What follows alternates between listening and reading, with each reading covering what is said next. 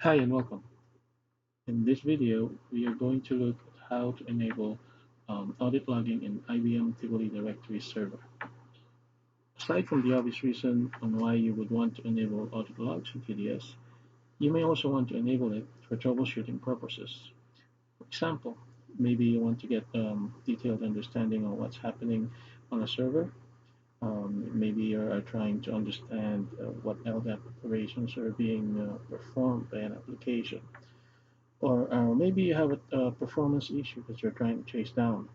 The audit log can be helpful in identifying performance bottlenecks in your LDAP server. It's important to keep in mind that enabling audit logs in TDS will cause a performance overhead on your servers. So it is important to keep it disabled if you don't have any actual reason to have it enabled. So having said that, let's go ahead and go through the exercise of enabling audit logs in TDS environment. In my environment here, I have TDS 6.3 running on a Windows server. I am using it as an LDAP server for ISIM 6. So here's a link that will take you to an IBM support page that will show you or provide you the instructions on how to enable audit logging in TDS. As you will see in that page, it is very easy to enable or disable audit logging. To enable it, you will need to create an LDIF file that looks like this. You can adjust the values in the LDIF file according to your needs. If, for example, you were only interested in auditing ad operations, then you would keep this value to true, and everything else below it you would set to false.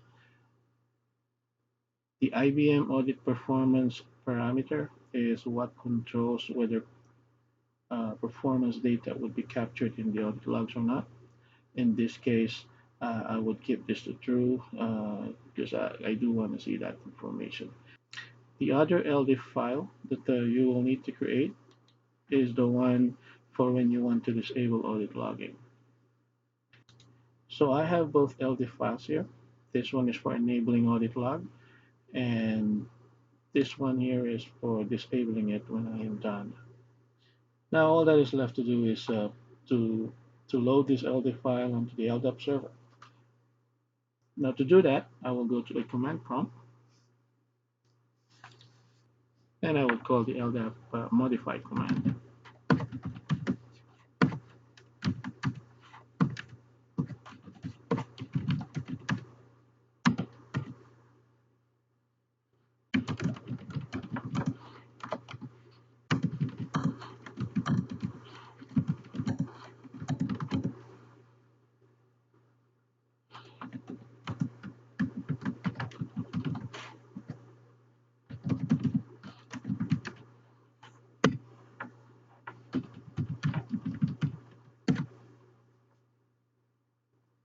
Okay, audit logging should now be enabled. We can verify that by going to the LDAP logs folder and looking at the audit log.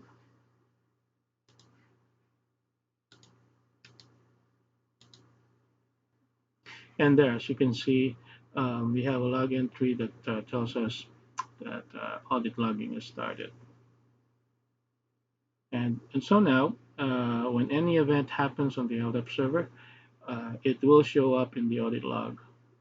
So now I will try to generate some operations on the LDAP server by simply going to ISIM and logging in and then navigating to different pages in the application.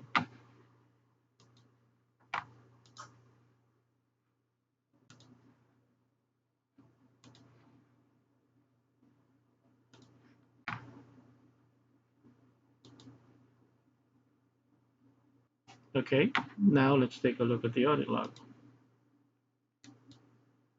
As you can see here, these were basically the LDAP operations performed by ISIM on the LDAP server as we were navigating from page to page in the application. You could see the user that was used to bind to the LDAP. You could see the filters the LDAP filters that were used in the operation. Um, if you were trying to identify performance bottlenecks, then the values that you would be interested in are the operation response time, the time on work queue, the RDBM lock wait time, and the client I/O time. All four of these values are time values in milliseconds. Operation response time is the time difference between the time the operation was received and the time the response was sent. Time on work queue represents the time spent in the worker queue before execution is initiated on the operation. So basically, the difference between the time the operation was received and the time the execution started. RDBM lock wait time is the time spent in acquiring locks over IBM caches during operation execution. And the client I/O time represents the time that was spent in receiving the complete operation request and returning the complete operation response. So now I'm satisfied with the information that I got, and um, now I'm basically done. I have all the information that I need to analyze, whatever I want to analyze. Um, and now it's basically I want to disable audit logging. So to do that, go back to my command prompt, and this time I'm going to load our other LDIF file, the one that would disable audit logging. We go back to our audit log, and there it is. Uh, we have a message here that says directory server audit logging ended. That tells us audit logging is finished.